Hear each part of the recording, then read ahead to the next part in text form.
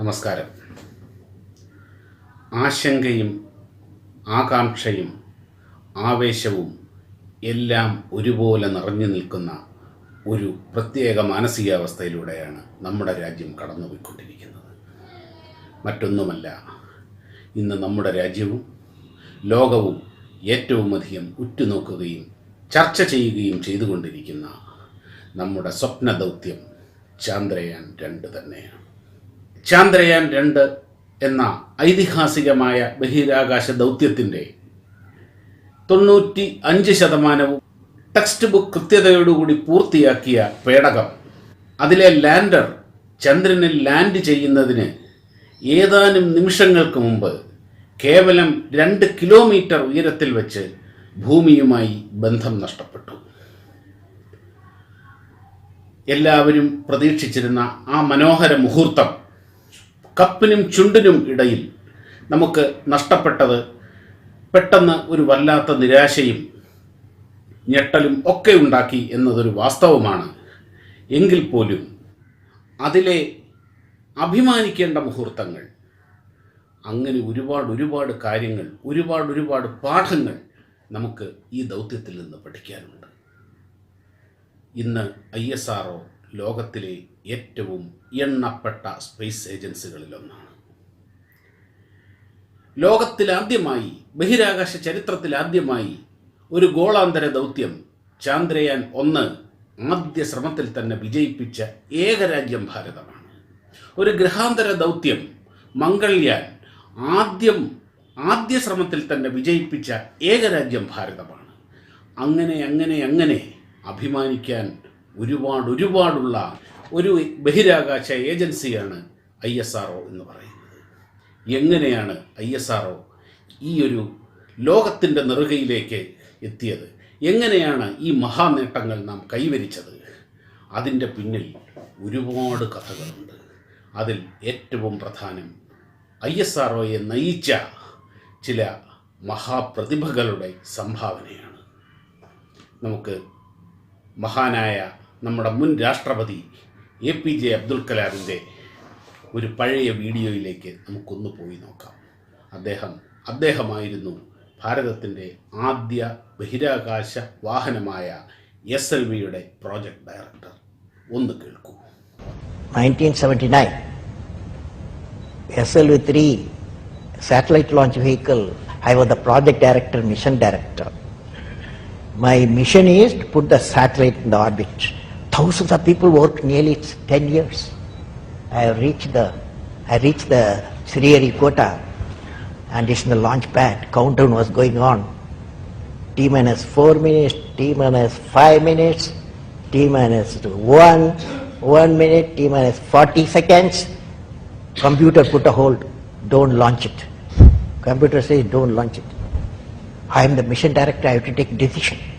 Everything is on. Behind me there are 6 experts. They saw computer database coming in and screen, and they see the pictures in the screen. They said there's a problem. The problem is there's a leakage in the system, in the control system. But immediately calculation, no problem. We have got sufficient fuel. Finally I took a decision. I bypassed the computer, I launched the system. Okay, I launched the system. This fellow went. First stage worked with a 4-stage rocket, and second stage got mad. It went to spin. Instead of putting the satellite in the orbit, it put in the Bay of Bengal. First time I experienced my failure. How do you manage the failure? Success I can manage. So at that time, a great man, a great leader, Professor Satish Dhawan, he comes to me. I am very tired, working nearly for months. He wakes me up, come, let us go for a press conference. Press is meeting there, like this, number of people, world press, with photos, this and that, all the gadgets, they are there. I was really frightened, I will be the culprit, because I am the project director, mission director. What Satish Dhawan said, chairman, Indian Space Research Organization, said, dear friends, we have failed today. I want to support my technologists and scientists and staff so that next year they succeed. So he took the whole blame himself. And then media asked, you have put Bay of Bengal so many crores, you have put it. Like that, lot of criticism. He received the criticism. He assured them in a year we will succeed with our team. It's a very good team. Next year, here only interesting happened. Next year, July 18th, 1980, when he succeeded, Professor Dhawan said, you go and conduct the press conference. Do you follow what it means? It means when the failure occurred, the leader took it up. When the success came, he used his team. That's the first.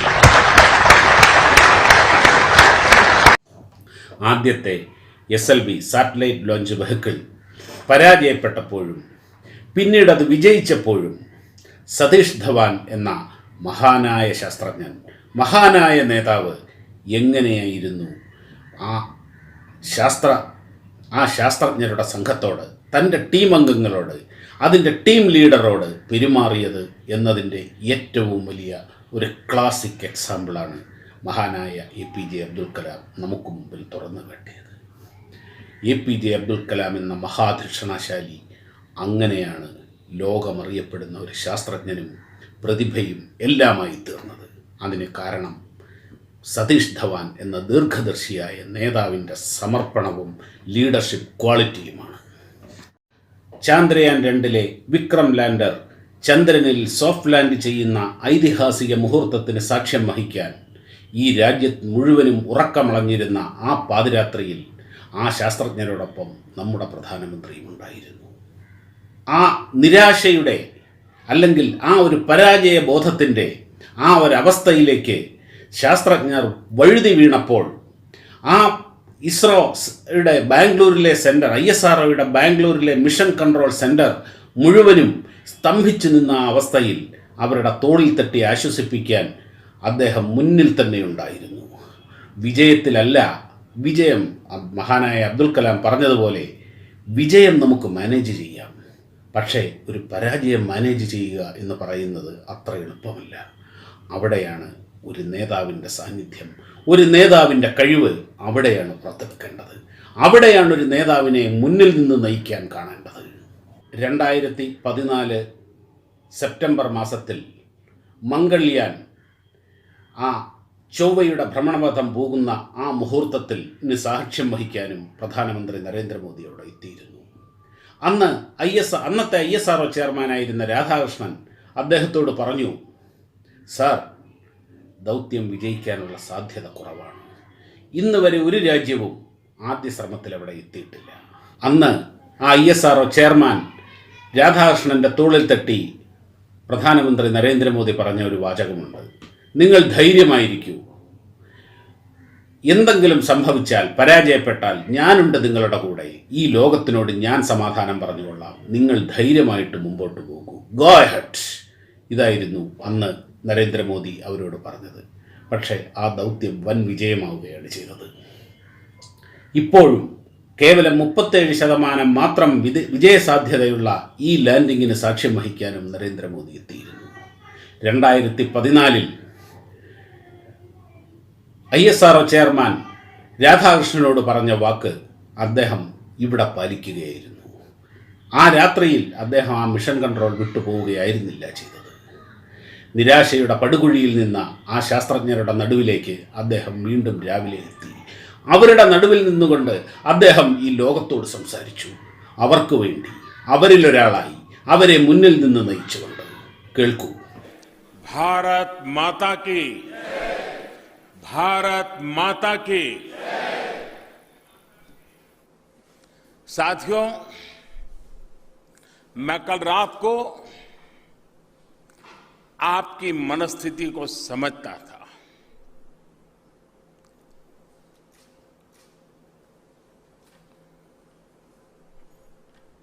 आपकी आंखें बहुत कुछ कहती थी।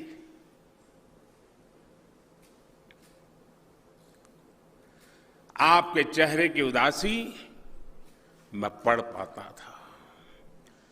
Sisters and brothers of India, my scientist friends, for the last few hours, the entire nation was awake. We were awake in solidarity with our scientists who had embarked on one of the most ambitious missions of our space program. We came very close, but we will need to cover more ground in the times to come.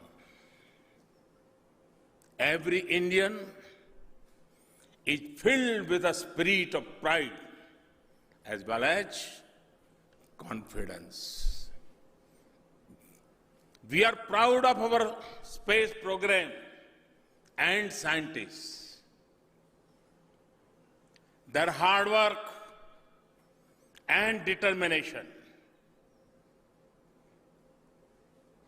has ensured a better life not only for our citizens but also for other nations. It is the outcome of their innovative zeal that several people have got access to a better quality of life, including better health care and education facilities. India is certain that there will be many more opportunities to be proud and rejoice. Thanks. ISROയുടെ കഴിഞ്ഞ 60 വർഷത്തെ ചരിത്രത്തിൽ ആദ്യമായല്ല ഒരു ദൗത്യം പരാജയപ്പെടുന്നത്. 1979 SLV പരാജയപ്പെട്ടു. 1987 88 ASLV പരാജയപ്പെട്ടു. 1993 ഇന്നത്തെ നമ്മുടെ പടക്കുതിരയായ PSLVയുടെ ആദ്യ ദൗത്യം പരാജയപ്പെട്ടു. 21ാം നൂറ്റാണ്ട് തുടങ്ങുന്നത് തന്നെ പരാജയങ്ങളുടെ പരമ്പരയുമായിട്ടാണ്. GSLVയുടെ വിക്ഷേപണങ്ങളിൽ ഭൂരിഭാഗവും പരാജയപ്പെട്ടു. ഈ സമയത്തെല്ലാം നമുക്ക് പ്രധാനമന്ത്രിമാരുണ്ടായിരുന്നു. ഞാൻ ഒരു പ്രധാനമന്ത്രിയെയും ഒരു രാജ്യ നേതൃത്വത്തെയും കുറച്ച് കാണുന്നില്ല. എല്ലാവരും അതാത് കാലഘട്ടത്തിൽ അവരെ കൊണ്ടാവുന്ന രീതിയിലുള്ള എല്ലാ സംഭാവനകളും എല്ലാ പിന്തുണയും ISROയ്ക്ക് നൽകിയിട്ടുണ്ട്. അതുകൊണ്ട് തന്നെയാണ് ഇന്ന് ISRO ഈ നിലയിൽ നിൽക്കുന്നത്. അത് മറന്നുകൊണ്ടല്ല പറയുന്നത്. പക്ഷേ ഈ പരാജയങ്ങളൊക്കെ നടക്കുമ്പോഴും പ്രധാനമന്ത്രിമാർ രാജ്യത്തിന് സന്ദേശങ്ങൾ നൽകിയിട്ടുണ്ട്. ശാസ്ത്രജ്ഞന്മാർക്ക് സന്ദേശങ്ങൾ കൊടുത്തിട്ടുണ്ട്. നിങ്ങൾ ഒന്നുകൊണ്ടും നിരാശരാകരുത്, വീണ്ടും വർദ്ധിത വീര്യത്തോടെ മുൻപോട്ട് പോകണം എന്ന് ഡൽഹിയിൽ നിന്ന് അവർ പ്രസ്താവനകൾ ഇറക്കിയിട്ടുമുണ്ട്. അതും മോശമാണെന്നല്ല പറയുന്നത്. പക്ഷേ ലോകമുറ്റുനോക്കിയ ഒരു ദൗത്യത്തിൻ്റെ ലോകമുറ്റുനോക്കിയ ഒരു ദൗത്യം വേണ്ട ലക്ഷ്യം കൈവരിക്കാതിരുന്നപ്പോൾ ആ നിരാശയുടെ നരകത്തിലേക്ക് ആണ്ടുപോകുമായിരുന്ന ഒരു വലിയ ശാസ്ത്രജ്ഞ സമൂഹത്തെ തൻ്റെ കൈപിടിച്ചുയർത്തി മുന്നിൽ നിന്ന് നയിക്കുമ്പോൾ അവർക്ക് കിട്ടുന്ന ഒരാത്മബലമുണ്ട്, ഒരാത്മവിശ്വാസമുണ്ട്. അത് ലോകത്തിനും ഈ ജനതയ്ക്കും കൊടുക്കുന്ന ചില സന്ദേശങ്ങളുണ്ട്. അവിടെയാണ് നരേന്ദ്രമോദിയിലെ നേതാവ് വ്യത്യസ്തനായി മാറുന്നത്. To our scientists, I want to say, India is with you.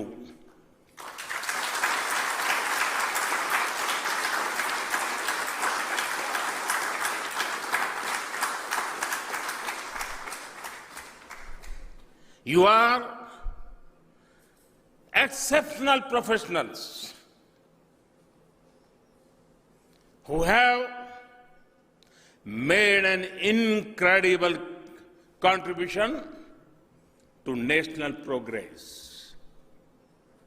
You have given your best always and will give us several more opportunities to smile. ഒരു മുക്കുവൻ കടലിൽ പോകുമ്പോൾ അവൻ്റെ ഏറ്റവും വലിയ കരുത്ത് എന്ന് പറയുന്നത് കരയിൽ പ്രാർത്ഥിച്ചു കൊണ്ടിരിക്കുന്ന അവൻ്റെ കുടുംബമാണ്. അവൻ്റെ ഏറ്റവും വലിയ ഊർജം എന്ന് പറയുന്നത് തന്നെ കാത്തിരിക്കുന്ന ഒരു കുടുംബത്തിൻ്റെ പ്രതീക്ഷകളാണ്.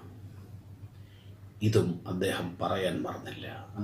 രാവു പകലാക്കി ചോര നീരാക്കി അധ്വാനിച്ചു കൊണ്ടിരിക്കെ അവർക്ക് പിന്തുണ കൊടുത്ത ആ കുടുംബങ്ങളെ പരാമർശിക്കാൻ അദ്ദേഹം മറന്നില്ല. ഇതാണ് ജനങ്ങളുടെ പൾസറിയുന്ന ഒരു നേതാവെന്ന് പറയുന്നത്, ജനങ്ങളുടെ ഹൃദയത്തുടിപ്പ് ഏറ്റുവാങ്ങുന്ന ഒരു നേതാവെന്ന് പറയുന്നത്. എന്തുകൊണ്ട് നരേന്ദ്രമോദിയാകുന്നു എന്നതിൻ്റെ ഏറ്റവും വലിയ ഉദാഹരണമാണിത്. പഠിക്കേണ്ടതാണ് തലമുറകൾ, ജനങ്ങൾ, യുവാക്കൾ, കുട്ടികൾ, തലമുറകൾ ഒരുപാട് പഠിക്കേണ്ടതാണ്. I also salute the families of our space scientists.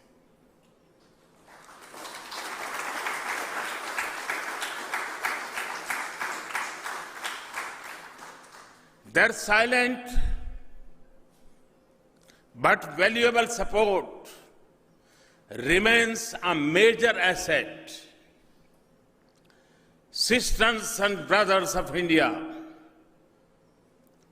resilience and tenacity are central to India's ethos.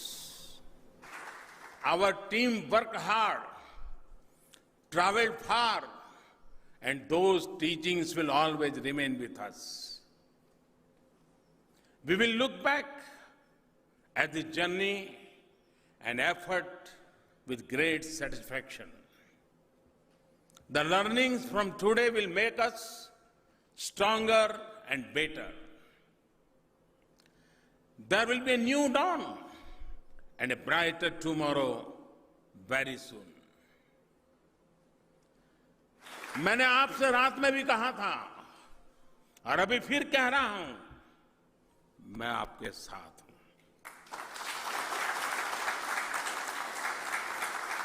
देश भी आपके साथ है. जब इसरो के पास सक्सेस की एनसाइक्लोपीडिया हो तो रुकावट के 1-2 लम्हों से आपकी उड़ान आउट ऑफ ट्रेजेक्टरी नहीं हो सकती.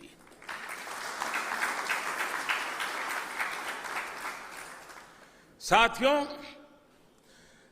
हमारे संस्कार, हमारा चिंतन, हमारी सोच इस बात से भरी पड़ी है जो हमें कहते हैं और जिसमें हम विश्वास कहते हैं, वयम अमृतस्य पुत्रः, वयम अमृतस्य पुत्रः, हम अमृत की संतान हैं जिसके साथ अमरत्व जुड़ा हुआ होता है. अमृत की संतान के लिए न कोई रुकावट है और न ही कोई निराशा. നമ്മുടെ ഭാരതം കടന്നു വന്ന കനൽ വഴികളിലെ വെല്ലുവിളികൾ, നമ്മുടെ ഭാരതം ലോകത്തിന് നൽകിയ മഹത്തായ സന്ദേശങ്ങൾ, മൂല്യങ്ങൾ എല്ലാം ഓർമ്മിപ്പിച്ചുകൊണ്ട് ഏകദേശം അരമണിക്കൂറോളം നീണ്ടുനിന്ന ആ പ്രസംഗം അവസാനിപ്പിക്കുമ്പോൾ അവിടെ നിറഞ്ഞു നിന്ന, അവിടെ കൂടെ നിന്ന ആ ശാസ്ത്രജ്ഞ സമൂഹത്തിൻ്റെ മനസ്സിൽ, അവരുടെ ഹൃദയത്തിൽ, അവരുടെ ആത്മവിശ്വാസത്തിനുണ്ടായ ആ ഉണർവ് എത്രത്തോളമായിരിക്കും എന്ന് നമുക്ക് ഊഹിക്കാവുന്നതേയുള്ളൂ. കേവലം ടി വിയിലൂടെ കണ്ട നമ്മളുടെയൊക്കെ ശരീരത്തിൽ കൂടെ പാഞ്ഞുപോയ ആ ഒരു വൈദ്യുതിയുണ്ട് ആ സമയത്ത്. നമുക്കത് വാക്കുകൾ കൊണ്ടൊന്നും വിവരിക്കാൻ പറ്റുന്നില്ല. അപ്പോൾ അത് നേരിട്ട് കേട്ടവരുടെ അവസ്ഥ എന്തായിരിക്കും? ഇതാണ് ഒരു നേതാവ് ചെയ്യേണ്ടത്. നാം എത്ര നേതാക്കളെ കണ്ടു, എത്ര രാഷ്ട്രീയക്കാരെ കണ്ടു, എത്ര പ്രധാനമന്ത്രിമാരെ കണ്ടു, എത്ര മന്ത്രിമാരെ കണ്ടു. എങ്ങനെയാണ് ഒരു നേതാവ് വ്യത്യസ്തനാകുന്നത്? എങ്ങനെയാണ് ഒരു നേതാവാകേണ്ടത്? എപ്പോഴാണ് ഒരു നേതാവ് മുന്നിൽ നിന്ന് നയിക്കേണ്ടത് എന്നതിൻ്റെ ഏറ്റവും വലിയ ഉദാഹരണം എന്നതിന് ഇതിനേക്കാൾ വലിയൊരു ഉദാഹരണം നമ്മുടെ ചരിത്രത്തിലില്ല. അവിടെയാണ് ഈ ചാന്ദ്രയാൻ ദൗത്യം ഏറ്റവും അധികം വിജയിച്ചിരിക്കുന്നതും. ഇങ്ങനെ തന്നെയാണ് വിജയം എന്നാൽ അതിനൊരുപാട് അർത്ഥങ്ങളുണ്ട്. ഇതും ഒരു വലിയ വിജയം തന്നെയാണ്. इन साथियों की टोली को अनेक अनेक बधाई भी देता हूं. अनेक अनेक शुभकामनाएं भी देता हूं। बहुत बहुत धन्यवाद। भारत माता की, भारत माता की, भारत माता की। बहुत बहुत धन्यवाद। പ്രതിഭാശാലികൾ, ജീനിയസുകൾ, ശാസ്ത്രജ്ഞന്മാർ, അവർ എല്ലാവരും ഒരർത്ഥത്തിൽ കൊച്ചു കുഞ്ഞുങ്ങളെ പോലെയാണ്. അവർ എക്സ്ട്രീംലി സെൻറ്റിമെൻ്റലാണ്. അവർ ഈ ചന്ദ്രയാൻ അവരുടെ കുഞ്ഞാണ്. അവർ ആഗ്രഹിച്ച സ്ഥലത്ത്, അവർ ആഗ്രഹിച്ച നിലയിൽ സ്വന്തം കുഞ്ഞിനെ എത്തിക്കാൻ സാധിക്കാതെ വന്നു കഴിഞ്ഞാൽ അവർ സെൻറ്റിമെൻ്റലാകും. എല്ലാം കഴിഞ്ഞ് പ്രധാനമന്ത്രി പോകാനിറങ്ങുമ്പോൾ അതുവരെ അടക്കി നിർത്തിയിരുന്ന മുഴുവൻ സങ്കടങ്ങളും ആ ISRO മേധാവിയുടെ കണ്ണിൽ നിന്ന് അണപൊട്ടി ഒഴുകിപ്പോയി. അദ്ദേഹം വിതുമ്പിപ്പോയി. ആ അവസ്ഥയിൽ ആ രംഗമൊന്ന് കാണൂ.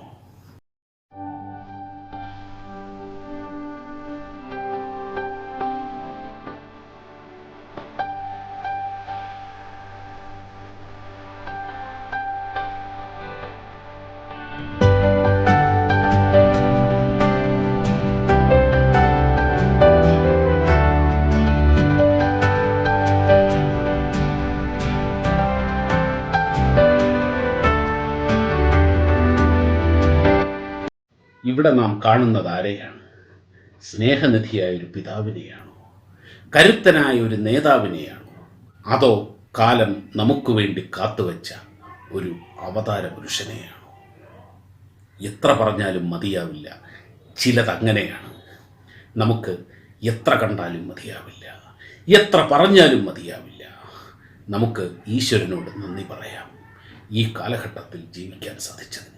ഇങ്ങനെയൊരു നേതാവ് നയിക്കുമ്പോൾ ചന്ദ്രനെന്നല്ല, ചൊവ്വയെന്നല്ല, സൗരയൂഥം പോലും നമുക്കൊരു പരിധിയല്ല. നമുക്ക് കാത്തിരിക്കാം. നന്ദി, നമസ്കാരം.